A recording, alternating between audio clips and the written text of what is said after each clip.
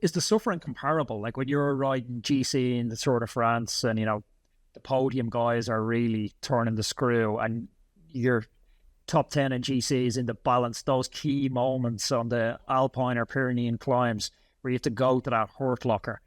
How comparable is that type of suffering to what you went through? Yeah, for me, Tour de Fight was way, way harder. Yeah, because I read the story about Alex House and the TSS, and he did a 20-day Tour de Fight. I think last 2 years, Jazzy won it. He's like has so much bad luck as well. He was like in trucks getting lifts places with broken wheels and stuff. And I was like 6 days quicker, I think, than him. But for me, man, like, if I do the Tour de France and also win in that top 10, I was tired and I was really fucked. But Monday I could race, what's it called? Boxmeer, the crit. But now, and Saturday I could race San Sebastian and do a decent race. But here, I think the day I arrived, if you put me in a hospital, they would have kept me for 2 days because I was... I have pictures like me phoning because my eye was inflamed. Oh, you look real. Because I had like a lens 48 or 72 hours. A 1 day lens was 72 hours in the same eye without changing them or something on the end.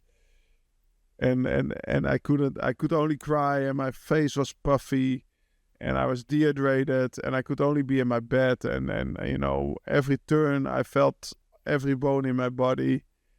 So for me, Tour de Fight was way, way harder, and also the weeks after. I think it took for me 2 months to really start training again or start training. Like right now I'm training for Gravel Worlds. But it took me 2 months to be like a human again.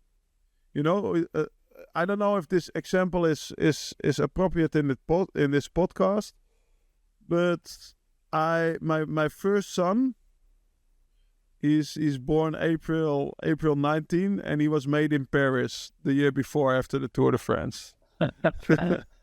Yeah. But after this Tour de Fight, I was 2 days home, and there was no cell in my body who was desiring for action. I was just, and also my wife, she was like, "What the fuck is coming in the house now?"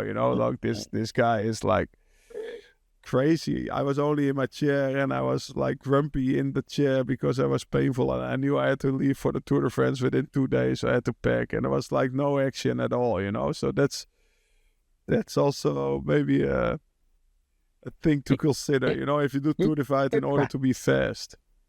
Yeah, it's like I was trying to put myself even into the mindset of how deep that pit of fatigue is. Like if you ride the bike, if anyone's ridden the bike for a long day, you do a 16, 17-hour day, and then you go to bed that night and you get up the next morning, you're just so sore. The last thing you want to do is ride the bike again. How do you go like 16-hour day and then get up the next day and do it again? Yeah, man, I did 26-hour days, like that's even...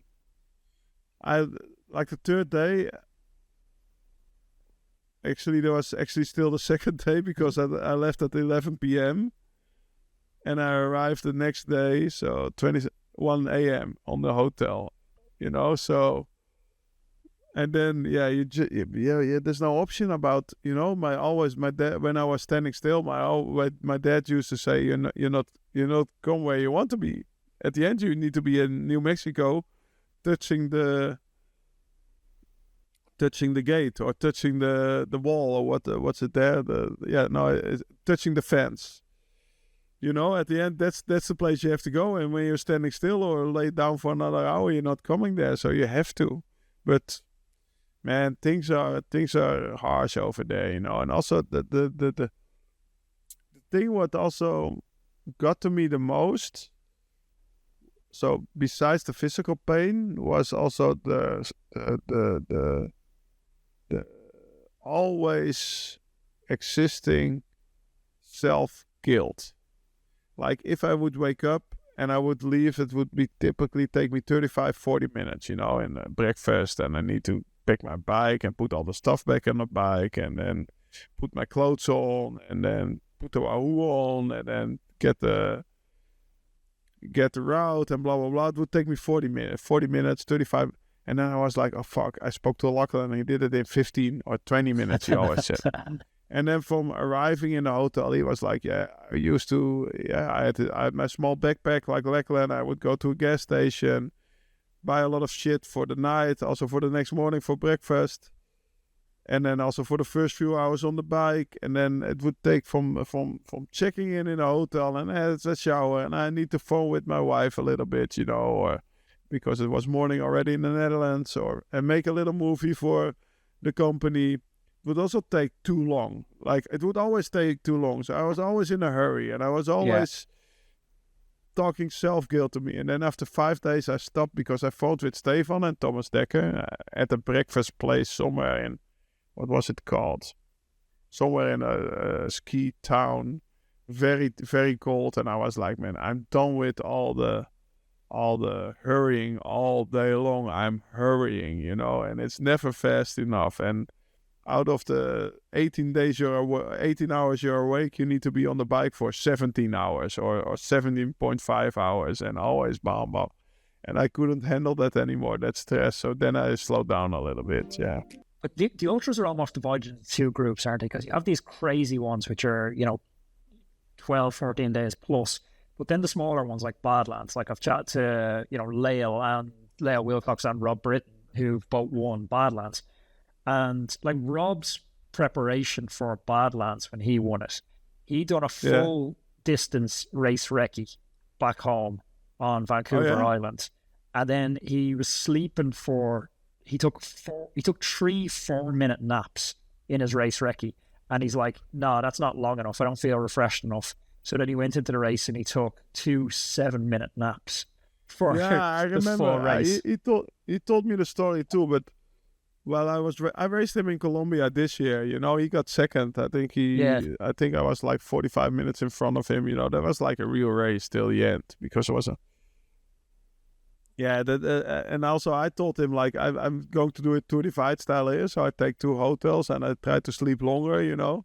At the end, I beat him with that tactic, but he came pretty close the last night without sleeping, But, for me, I wanted to do this ultra and prove that you could win without doing all that crazy stuff. But I didn't succeed in that